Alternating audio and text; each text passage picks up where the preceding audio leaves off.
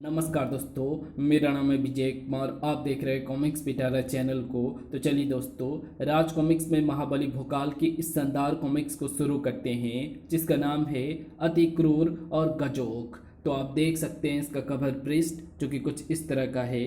तो चलिए इसकी शानदार स्टोरी को शुरू करते हैं। पृथ्वी पर अधिकार होगा अब दादा का, मन्ना के जलाल से कांप उठेगी धरती अब। कोई भी राह में आया तो उसे टकराना होगा गोगा से। भोकाल पर दादा एवं उसके सेवकों मन्ना और गोगा का भयंकर आक्रमण, अति क्रूर की गजोक से शानदार टक्कर।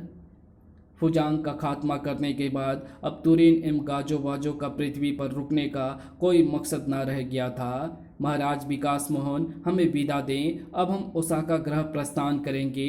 महर्षि गाजो बाजो, कृपया कुछ दिन और हमें मेहमान नवाजी का मौका दें। महाराज, अभी हमें ओसाका में राजकुमारी तुरीन की माता रसिया को भी खोजना है और ओसाका ग्रह का राज्य छिन्न भिन्न हो चुका है। राज्य एवं राजकाज भी संभालना है हमें। ठीक है महर्षि, जब आपका जाना इतना ज़रूरी है तो हम आपको और नहीं रोकेंगे, किंतु ओसाका जाने के बाद विकास नगर को ना भूल जाइएगा और दोबारा जल्द ही दर्शन दीजिएगा। राजा विकास मोहन से विदा ली महर्षि एम तुरीन ने। महाराज, हम जल्द ही वापस आएंगे। रथ दौड़ पड़ा तिलिस्मा की ओर। दीदी, आप हमें छोड़कर क्यों जा रही हैं? हमें आपकी बहुत याद आएगी। हमें भी आपकी माता श्री बहुत याद आएगी श्वेता, इसलिए जाना ज़रूरी है। तिलिस्मा में उनका स्वागत किया भोकाल एवं सुतान ने। आइए महर्षि, तिलिस्मा में स्वागत है आपका। कहो वत्स, सब कुछ ठीक ठाक तो है ना? श्वेता दौड़कर भोकाल की गोद में चढ़ गई। चाचा, आप कहिए ना दीदी को कि वे ना जाएं। आपकी दीदी हमारा कहा नहीं मानेंगी श्वेता। तिलिस्मा में प्रविष्ट हुए वे। भोकाल की निगाहों से टकराई तुरीन की निगाहें। कह तो सही, कहो तो सही एक बार। कहा, टाल तो ना दोगी? निगाहों की बातों का भला क्या निर्णय निकलता। तभी तुरीन को टोका महर्षि गाजो बाजो ने। चलो राजकुमारी, हम जल्द ही फिर वापस आएंगे। हाँ हाँ चलिए महर्षि। चाहकर भी कुछ ना कह सके दोनों एक दूसरे को। तिलिस्मा के संचालन कक्ष में पहुंचे सभी। भोकाल और सुतान, तिलिस्मा का संचालन अब तुम्हारे हवाले है। हम पूरा ध्यान रखेंगे यहाँ। महर्षि आप बेफिक्र हो जाएं। भोकाल जा बैठा तिलिस्मा के संचालन सिंहासन पर। महर्षि गाजो बाजो एवं राजकुमारी तुरीन को ओसाका ग्रह भेजो। तिलिस्मा, मैं जल्द ही लौटूंगी। भोकाल, मुझे तुम्हारी बहुत याद आएगी तुरीन। तिलिस्मा ने शीघ्र आदेश का पालन किया। तब मैं तुमसे अपने दिल की बात कहूँगा। मैं भी कुछ कहूँगी उनके जाने के बाद। चाचा, हम राजमहल जाएंगे, हमारा मन उदास हो रहा है यहाँ। हाँ बिटिया, चलते हैं अभी। तभी तिलिस्मा का चित्रपट रोशन हो उठा। ये क्या, लगता है तिलिस्मा कुछ खास दृश्य दिखाना चाहता है। हाँ, अजीबो गरीब दृश्य देखने लगे उस पर। सरपालू ग्रह के राजा दादा का नमस्कार दोस्तों। मैं और मेरे सेवक गोगा मन्ना आ रहे हैं पृथ्वी पर कब्जा करने। तिलिस्मी ओलंपाक के विजेताओं को चुनौती है, रोक सके तो रोक लो हमें। महाबली, महाशक्तिशाली, महावीर कहलाने वालों को देखती हूँ, कैसे रोक पाएंगे वे मुझे। मेरा यह संदेश सभी पृथ्वीवासियों को सुनाई दे रहा है। सभी राजाओं को आदेश है कि वे आत्मसमर्पण कर दें और उसका सूचक एक श्वेत ध्वज अपने राजमहल पर फहरा दें। अन्यथा जिस महल पर कल तक ध्वज ना फहराया गया मिला तो उसे मन्ना की ताकत ध्वस्त कर देगी। धूल में मिल जाएगा वो महल। इस तरह कई प्राणी जीवित न बच पाया उस राजमहल का। पूरी पृथ्वी पर हाहाकार मचा दिया दादा मन्ना गोगा की उस आकाशवाणी ने। तुम्हें क्या लगता है सुल्तान, इनकी बातों में कुछ दम है या? इसका फैसला तो सामना होने पर ही हो पाएगा। फिर उन्होंने विकास नगर की ओर प्रस्थान किया। देखिए महाराज, विकास मोहन ने क्या फैसला किया, आत्मसमर्पण अथवा विरोध। दादा मन्ना गोगा, कैसे विचित्र नाम है ये। महाराज विकास मोहन ने उन्हें अपना फैसला सुनाया। हम राजमहल पर कोई श्वेत ध्वज नहीं फहराएंगे। आत्मसमर्पण की जगह युद्ध करेंगे हम। ठीक है महाराज, तो कल देखते हैं क्या करती है मन्ना। और अगले दिन पृथ्वी के जिन राज्यों में फहरा दिए गए थे श्वेत ध्वज, वे राजमहल खड़े मुस्कुरा रहे थे, और जिन पर श्वेत ध्वज नहीं फहराए गए थे उनमें से एक था विकासनगर का राजमहल। उनमें पड़ी पहले दरारें, फिर टूटी छतें। भागो, महल टूट रहा है। महाराज, महारानी, श्वेता, सुतान। धर आई भूकाल। अब उसे तलाश थी श्वेता की। श्वेता ढूंढ लिया उसने आखिर श्वेता को। श्वेता, श्वेता, क्या हुआ तुझे? ठीक तो है ना? उसे उठाकर खंडहर बन चुके महल से बाहर निकला वो। महाराज, सुल्तान, महारानी, ठीक हैं आप? मेरी बच्ची, हम समय रहते बाहर निकल गए थे भोकाल, तुम तो ठीक हो ना? हाँ महाराज, कृपया श्वेता के लिए शीघ्र चिकित्सा की व्यवस्था कराएं। तुरंत ही राजवैद्य पहुंच गए वहाँ। कुछ वक्त लगेगा इसे स्वस्थ होने में। राजमहल में 1000 से भी अधिक दास दासियां एवं सैनिक दबकर मर गए थे। दादा मन्ना गोगा तुमसे इनकी लहू की एक एक बूंद का बदला लूंगा मैं। फिर सुल्तान एवं भोकाल ने तिलिस्मा की ओर प्रस्थान किया। तिलिस्मा पर भी आक्रमण हुआ था मन्ना की ताकत का। भोकाल, ये महल अपनी असीमित ताकत के बलबूते पर खड़ा हुआ है, वरना ये दरारें बताती है मन्ना की शक्ति कम नहीं है। तिलिस्मा में उन्हें पता चला पृथ्वी के 400 देशों ने आत्मसमर्पण किया और बाकी 3000 देशों के राजमहल ध्वस्त कर दिए गए। मन्ना ने 4 लाख से भी अधिक लोग मारे गए। इन मलबे बन गए राजमहलों में। तभी चित्रपट पर नजर आई मन्ना। महाबली भोकाल, जो मैंने कहा कर दिखाया। अब कल से पृथ्वी के हर राज्य में दादा का प्रतिनिधि राज करेगा, और तुम्हारा ये महल तिलिस्मा, इसमें पड़ी दरारें धीरे धीरे बढ़ती जाएंगी, और तब ये भी मिल जाएगा रसातल में। क्रोध अपने सभी सीमाओं को पार कर चुका था भोकाल का। मन्ना, तेरी तमन्ना कभी पूरी ना होने देगा भोकाल। तभी चित्रपट में से सजीव होकर निकल आई मन्ना भोकाल के सामने। ले, मैं आ गई, रोक रोक के दिखा मुझे अब। तभी तिलिस्मा की सुरक्षा किरणें टकराई उसके शरीर से। छिर, किंतु हंसती हुई मन्ना की हंसी हंसती हुई मन्ना की हंसी तक ना रोक पाई वे सुरक्षा किरणें। अब मैं ध्वस्त करूंगी तिलिस्मा को। मन्ना के हाथ उठे। प्रलयकारी किरणें, तबाह कर दो तिलिस्मा को। प्रलयकारी किरणें छूट निकली अपने लक्ष्य को तबाह करने कि बीच में आ गया भोकाल। छिर्री, बिजली सी गति में परिवर्तित हुआ उसमें भोकाल। तबाही की देवी बनी मन्ना की तलवार प्रलयकारी शक्ति के सामने उठ गई। भोकाल की प्रलयकारी तलवार। अब दिखाओ शक्ति अपने उन किरणों की जिनके बल पर पत्थर और गारे के बने महलों को ध्वस्त करके तुम पृथ्वी पर विजय का सपना देख रही हो मन्ना। मन्ना के तीखे बोल एवं किरणें एक साथ छूटे। ये किरणें फौलाद का सीना चीर देती है। तेरी तलवार क्या सामना करेगी इनका? तलवार से टकराई किरणें, जबरदस्त झटका लगा भोकाल को, किंतु ना तो तलवार डगमगाई और ना ही भोकाल डगमगाया। विस्फारित नेत्रों से घूरती रह गई मन्ना उसे। ये उस लोक की तलवार है मन्ना, जिस लोक के केवल एक प्राणी ने तलवार उठाई है, और परिलोक का वो इकलौता प्राणी हूँ मैं। भोकाल की तलवार विद्युत गति से नीचे आई। खचाक! 4 लाख लोगों की मौत का बदला है ये, और पृथ्वी विजय का स्वप्न लिए खड़ी मन्ना का शरीर काटती चली गई। 2 भागों में विभक्त हुआ शरीर जा पड़ा फर्श पर। चिर, और शीघ्र ही तिलिस्मा की सुरक्षा किरणों ने शरीर को घेर कर राख में तब्दील कर दिया। चैन की सांस ली दोनों ने। चलो, ये तो खुद ही मरने चली आई थी यहाँ। हाँ, किंतु अब दादा एवं गोगा इसकी मौत का जरूर बदला लेंगे। तिलिस्मा ने भोकाल का शुक्रिया अदा किया।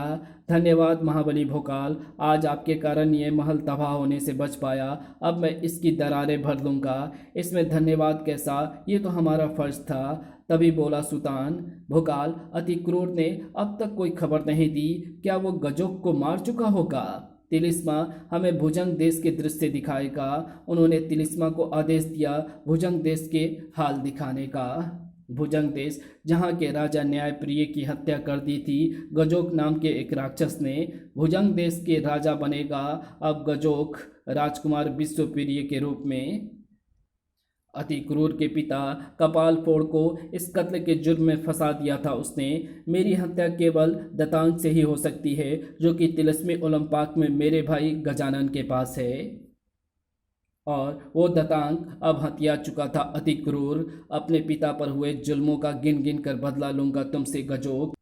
भुजंग देश में प्रकट होते ही अति क्रूर को देखने को मिला एक आश्चर्यजनक रूप। हैं हर तरफ गजमानो ही गजमानो, सभी भुजंग देशवासी कहाँ चले गए। तभी उस इकलौते मनुष्य पर पड़ी गजमानों की दृष्टि। मनुष्य मनुष्य पकड़ो, मारो, मार डालो इसे, ये तो अति क्रूर है। खून उबल पड़े सभी के, मारने दौड़े सभी अति क्रूर को। अति क्रूर अति आश्चर्य अति दुविधा में फंसा, अबाक खड़ा देखता रह गया। ये भुजंग देशी है या कोई और लोग है। खून के प्यासे हो गए थे सभी अति क्रूर को देखते ही। है तो ये भुजंग देशी, किंतु ये सब मुझे कैसे जानते हैं और मेरे दुश्मन क्यों बन बैठे हैं। जानलेवा आक्रमणों का जवाब दिया अति क्रूर ने। ये तो मुझे मार ही देना चाहता था। दतांग ने पेट चीर दिया उस गजमानों का, और अंतिम चीख के साथ ही आश्चर्यजनक रूप में परिवर्तित हुआ गजमानों में। अरे ये तो मनुष्य बन गया। तो क्या ये सभी गजमानों भुजंग देशवासी ही हैं? फिर तो ये ज़रूर गजोक की कारस्तानी है। फिर तो मैं जिस भी गजमानों को मारूंगा वो कोई भुजंग देशवासी ही होगा। अजब परिस्थिति में फंस गया था अति क्रूर। शक्ति संपन्न होने के बावजूद भी भागना पड़ रहा था उसे। तो इन्हें मरने से बचाने के लिए मुझे भागना होगा यहाँ से। षड्यंत्र में फंसे अपने देशवासियों को कैसे मार सकता था वो। छुपता छुपाता वो पहुंच ही गया राजमहल में। उठ खड़ा हो गजोक, देख तेरी मौत का परवाना ये दातांक लेकर आ पहुंचा है अति क्रूर। अति क्रूर की घन गरज सी ललकार सुन उठ खड़ा हुआ गजोक। अब आ ही गए हो तो भुजंग देश से लाश ही उठेगी तुम्हारी। लाश किसकी? उसकी उठेगी गजोक जिसने भुजंग देशवासियों की दुर्गति की है। दुर्गति कैसी? गजवानों बनकर मेरी प्रजा बनकर खुश हैं सभी। ठठाकर हंस रहा था गजोक। दतांग का जरा भी भय नहीं लग रहा था उसे। अति क्रूर ने दतांग गजोक के पेट में घोंप दिया। जब राजा ही नहीं रहेगा तो प्रजा कैसे खुश रहेगी तेरी। खचाक दो विस्मयकारी काम एक साथ हुए। गजोक मनुष्य के रूप में परिवर्तित हो गया और दतांग पर आकर पड़ा एक रस्सी का फंदा, और अगले ही पल दतांग हवा में उड़ता हुआ जा पहुंचा उन सशक्त हाथों में। गजानन गजोक बेचारा चा चा चा चा।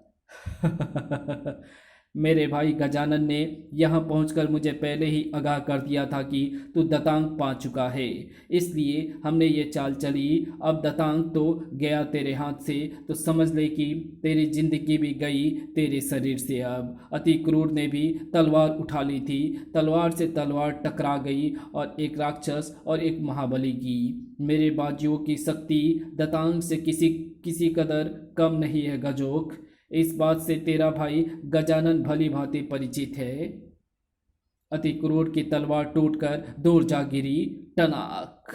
अभी पता चल जाएगा कि किन भुजाओं में ज़्यादा ताकत है। मौका ना दिया गजोक ने उसे दूसरा कोई हथियार हथियाने का। साएं चीरती चली जा रही थी तलवार अति क्रूर की हथेलियों को, किंतु फिर भी तलवार से कटने के लिए नहीं बनी अति क्रूर की गर्दन। तड़ाक! मायावी गजोक के हाथ में आ गई एक और तलवार। फिर गजोक और गजानन दोनों बढ़े अति क्रूर की तरफ। काल के दूत नजर आ रहे थे दोनों हथियार अति क्रूर के लहू से अपनी प्यास बुझाते, किंतु बीच में आ गए वे दो हाथ। नहीं थाम लिए जिन्होंने तलवार एवं दतांग के प्यासे मुंह, और फिर सुनाई दी वो जानी पहचानी आवाज़, जय महागुरु भोकाल। महाबली भोकाल अपने दोस्त एवं दरिंदों के बीच आ खड़ा हुआ था। मौत मित्र को मारने से पहले मर जाएगी भोकाल से टकराकर। मित्र वो जो वक्त पर काम आए। भोकाल की तलवार चमकी। पहले तो तू बच गया था, और इसी मित्र ने दिया था तुझे अभयदान भी। खड़ाक दतांग निकला गजानन के हाथ से और जा पहुंचा अति क्रूर की गिरफ्त में। धन्यवाद दोस्त, तुम अपने शिकार को संभालो, मैं अपना शिकार संभालता हूँ। भोकाल की तलवार की चकाचौंध से चुन दिया गई थी गजानन की आंखें। ये गई तेरी सूंड। और दतांग के प्रहारों से त्रस्त था गजोक। नहीं, क्यों क्यों नहीं, गिड़गिड़ाने लगा वो अब अपनी मौत की कलम को अति क्रूर के हाथों में देख। मुझे मत मारो, मैं छोड़ जाऊंगा भुजंगतेश, माफ कर दो मुझे। हाय, क्यों, अब तेरी प्रजा दुखी नहीं होगी क्या? इधर भोकाल ने तोड़ा गजानन की एक सींग। हाय, ये हुआ मैं अधमरा। और इधर गजोक गजोक के तोड़े अति क्रूर के दांत। हाय, तेरी चीखें सुनकर मेरे दिल को बहुत शांति मिल रही है गजोक। इधर भोकाल ने तोड़ दिया गजानन का दूसरा सींग भी।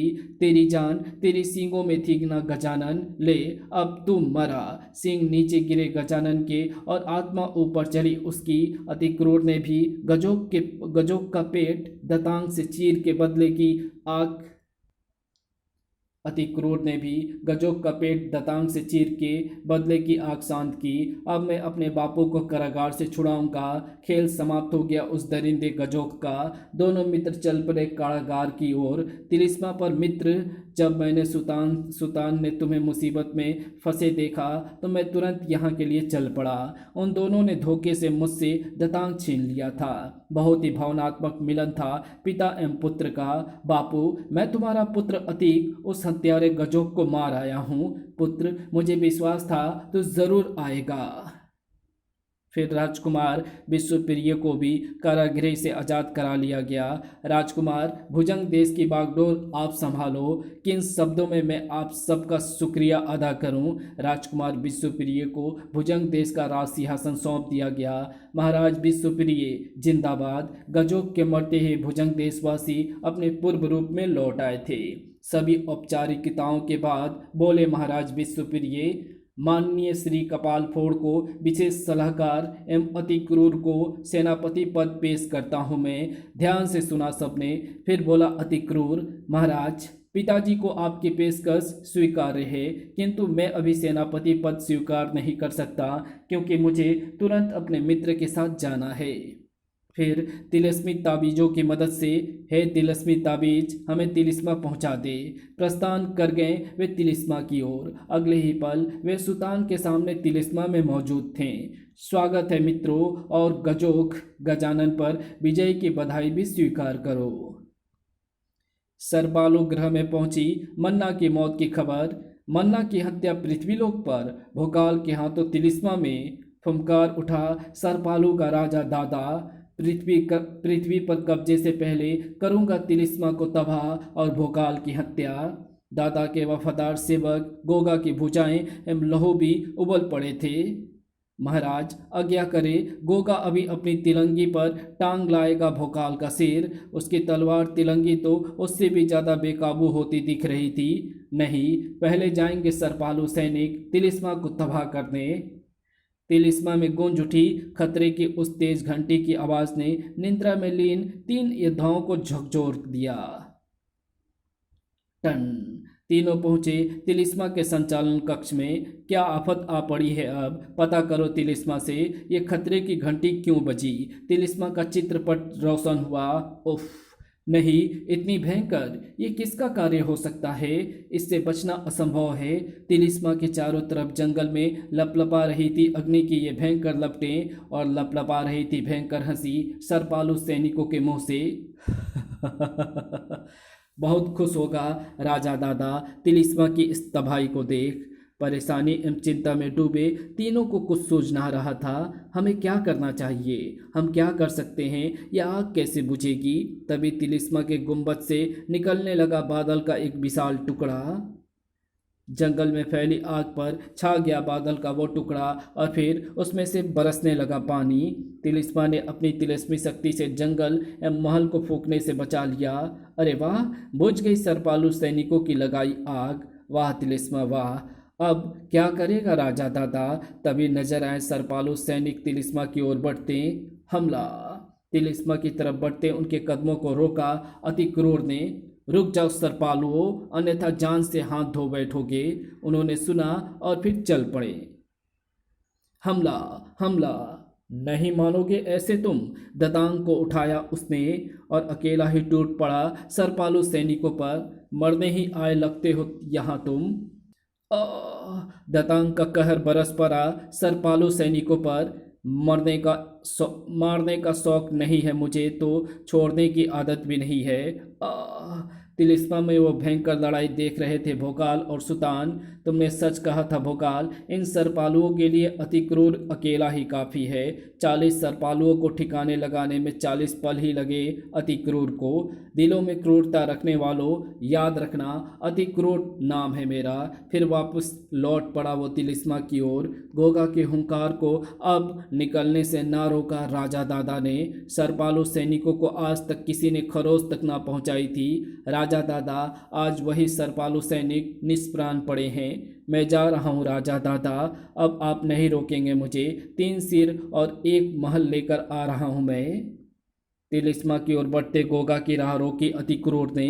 तो खुद को क्या समझकर शेरों की मांद की ओर बढ़ा आ रहा है रे? चींटियों की बॉम्बे से ज़्यादा हैसियत नहीं है इस शेरों की मांद की गोगा के लिए। हथियारों पर जम गए दोनों के हाथ। अति क्रूर फुफकारा, लगता है तूने दतांग द्वारा सरपालुओं की तबाही नहीं देखी। तिरंगी नाम है इसका, ये समझाएगी तबाही का मतलब। दोनों हथियार बल आजमाइश को उड़ चले। भयंकर ध्वनि हुई, बराबर शक्ति के साबित हुए दोनों ही। धरती में जा गड़े दोनों हथियार, निहत्ते ही दोनों टकरा गए एक दूसरे से। अति क्रूर पुत्र, कपाल फोड़ तुझे धरती में गाड़ देगा। राजा दादा की कसम, गोगा की छाती में भरे फौलाद से टकराकर चूर चूर ना हो जाए तो कहना। दोनों महाबलशाली, एक भुजंग देश का तो एक सरपालू ग्रह का। गोगा ने चखा पहली बार ताकतवर टक्कर का स्वाद, तो अति क्रूर भी समझ गया था कि अगर दोबारा गोगा से टकराया तो सिर फट पड़ेगा उसका। उफ! 2 विशाल पेड़ उखाड़ लिए दोनों ने। उफ! जीत दोनों के लिए ज़रूरी थी, हार दोनों को मंजूर ना थी। गोगा से अब तू रहम की भीख भी नहीं मांग सकता। भीख तो मैंने भूखे रहकर नहीं मांगी पगले। तभी एक बिजली चमकी और अति क्रूर के पैरों के नीचे की जमीन चटक गई। नहीं, ये क्या धोखा! हावी हो गया गोगा उस पर। ये ज़रूर राजा दादा ने मेरी मदद की होगी। जब तक संभलने का प्रयास करता वो बेहोश हो चुका था। टक्कर का ताकतवर टकराव था। पहली बार इसके साथ धोखा पसंद नहीं आया मुझे, पर युद्ध में सब जायज है। तिलंगे निकाल जैसे ही वो पलटा। भोकाल! धोखे से मित्र को हराया है तूने गोगा। तेरी विजय तुझसे छीन लेगा भोकाल। कतई मौका ना मिल पा रहा था गोगा को। क्रोधवश पागल सा हो उठा भोकाल भी। तिलंगी काट देने वाली ये महागुरु भोकाल की तलवार है। विद्युत समा गई थी मानो उसमें। अगले वार ने हर दिए प्राण गोगा के।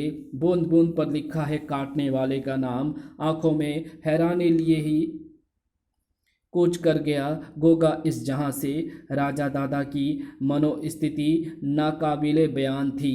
धरती पर बसने वाले ये चूहे अपने आप को सुरमा समझ बैठे हैं शायद। तिलिस्मा में अब वो शांत नहीं बैठेगा। हाँ, वो ज़रूर आक्रमण करेगा। तभी प्रकट हुआ राजा दादा। ठीक समझ रहे हो तुम, आ गया हूँ मैं अब। मेरे लिए ये सिंहासन छोड़कर खड़े हो जाओ। भुजाएं फड़क उठी दोनों की। दोनों बढ़े उसकी ओर। बैठाएंगे ज़रूर तुझे, लेकिन चिता पर। सरपालो भी ना पहुँच पाएगा अब तो तू। एकाएक आक्रामक हो उठा दादा। गोगा एवं मन्ना मेरे अदने सेवक ही थे लड़कों। उनकी शक्ति से ना मिलान कर बैठना मेरा बहुत कटु अनुभव था। जमीन पर पड़े भोकाल एवं सुतान को। अब मैं पृथ्वी विजय की अपनी इच्छा पूरी करूंगा। आराम से चलता हुआ दादा तिलिस्मा के संचालन सिंहासन पर आसीन हो गया और तुम्हें बनना होगा गोगा एवं मन्ना की जगह मेरा सेवक। होश संभाला भोकाल ने। भोकाल! महाबली भोकाल बढ़ चला दादा की ओर। दादा के हाथों से निकला एक भाला। साएं काट फेंका महाबली भोकाल ने उसे, दादा के हाथ से निकली एक गद्दा साए। काट फेंका महाबली भोकाल ने उसे, एक के बाद एक कई हथियार फेंके दादा ने। ये तो बढ़ा ही चला आ रहा है, किंतु सभी को काट फेंका महाबली भोकाल ने। गर्दन पर टिका दी भोकाल ने तलवार। उठ, खड़ा हो नीच, ये सिंहासन तेरे जैसे पापियों हत्यारों के लिए नहीं है। राजा दादा की शक्तियाँ चूक गई थी क्या? नहीं, एकाएक विशाल रूप धर लिया राजा दादा ने। ले उठ खड़ा हुआ राजा दादा, लेकिन दादा जब खड़ा होता है तो लाशें गिरती हैं बच्चे। भाले से टकराई भोकाल की तलवार और गलता चला गया भाला। उड़ा भोकाल, लाशें गिराना भोकाल की तलवार का काम है, और दादा की गर्दन चाक कर दी उसने। धड़ से जमीन पर आ पड़ी उसकी सिर कटी लाशें। धरती पर से आज समाप्त हुआ आतंक दादा, मन्ना और गोगा का। और फिर विकास नगर के नवनिर्मित राजमहल के प्रांगण में रख दी गई दादा एवं गोगा की लाशें। सुल्तान भोकाल एवं अति क्रूर ने अपनी जानों पर खेलकर इन्हें मारा है। अब पृथ्वी के सभी राजाओं के दर्शन के लिए ये लाशें यहाँ रखी गई है। इसी के साथ ये कहानी यहीं समाप्त होती है। तो आपको ये कहानी कैसी लगी कमेंट में लिख करके ज़रूर बताना। तो मिलते हैं आपसे किसी और नई कॉमिक्स में, तब तक के लिए बाय।